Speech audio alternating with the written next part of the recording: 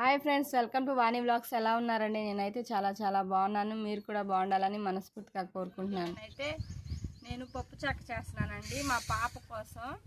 తనైతే శనగలు తినమంటే తినదు, ఉడకబెట్టినా తినదు. తన కోసం ఇలా తీయగా చేయాలని పల్లీ చెక్క అయితే చేస్తున్నాను. పల్లీ చెక్క ఎలా చేయాలనేది నేనైతే చూపిస్తానండి. కట్టెల పొయ్యి మీద ఒకసారి చూడండి. పొయ్యి అయితే వెలిగించుకున్నాను. దాని మీద కళాయి పెట్టుకొని నేనైతే ఇక్కడ 1 కేజీ వరకు తీసుకున్నానండి పల్లీలు.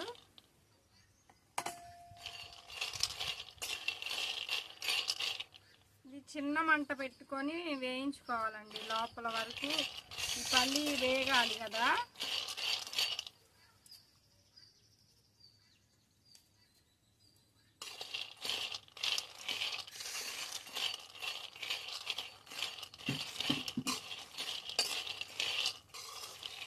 పల్లీలు తింటే ఆరోగ్యానికి చాలా మంచిది కదండి. వెయిట్ లాస్ కూడా పల్లీలు చాలా బాగా పనిచేస్తాయి.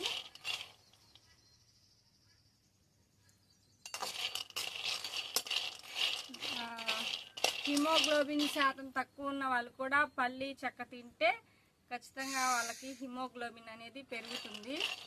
అలాగే ఎముకలు పెలుసుగా ఉన్న వాళ్ళకి కూడా ఎముకలు ఈ పల్లీ చెక్క తింటే ఉప్పులా తయారవుతాయి.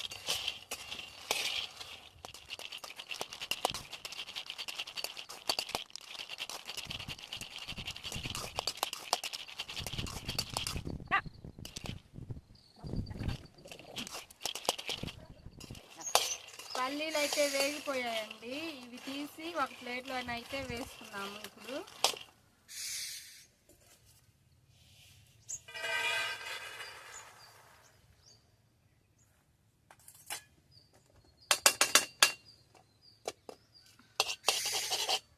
ఇందులోకి అయితే బెల్లం తీసుకున్నాం.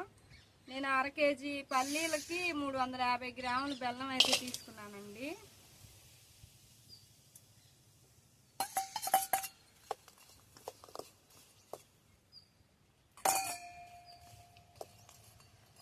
బెల్లం పూర్తిగా కరిగిన దాకా తిప్పుతూనే ఉండాలి.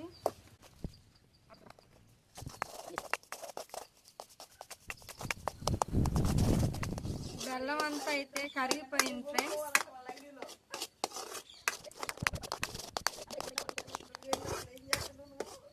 పాకం కూడా కలర్ అయితే చేంజ్ అయింది.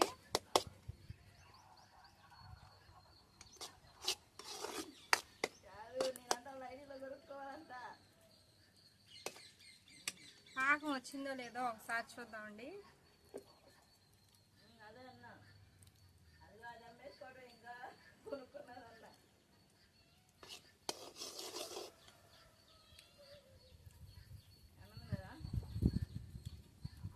పాకం అయితే వచ్చిందండి.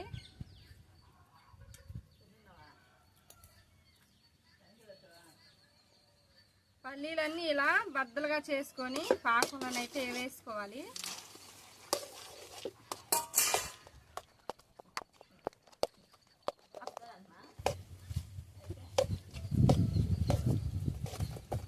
ఇప్పుడు నెయ్యి రాసున్న ఈ ప్లేట్లోనైతే ఈ పాకానైతే వేసుకుంటున్నాను.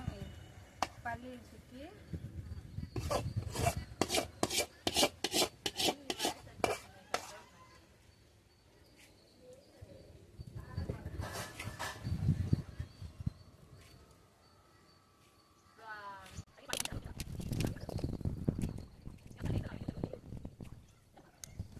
నేనైతే ఇలా గాడ్లు పెట్టేసుకున్నాను వేడి మీదే. చల్లారిపోయిన తర్వాత ఇవి ముక్కలుగా తీసి చూపిస్తాను. మా పాప స్కూల్ నుంచి రాగానే పప్పు చెక్క తీసుకుని అయితే తింటుంది. ఎలా ఉంది సుసన్న పప్పు చెక్క? ఎలా ఉంది? వీడియో కనుక మీకు నచ్చినట్లయితే లైక్ చేసి షేర్ చేసి సబ్స్క్రైబ్ చేసుకోండి. లైక్ చేసి షేర్ చేయడం వల్ల ఈ వీడియో మరింత మందికి రీచ్ అవడానికి అవకాశం ఉంటుంది. అలాగే నాకు సపోర్ట్ ఇచ్చిన వారు అవుతారు ఫ్రెండ్స్. బాయ్.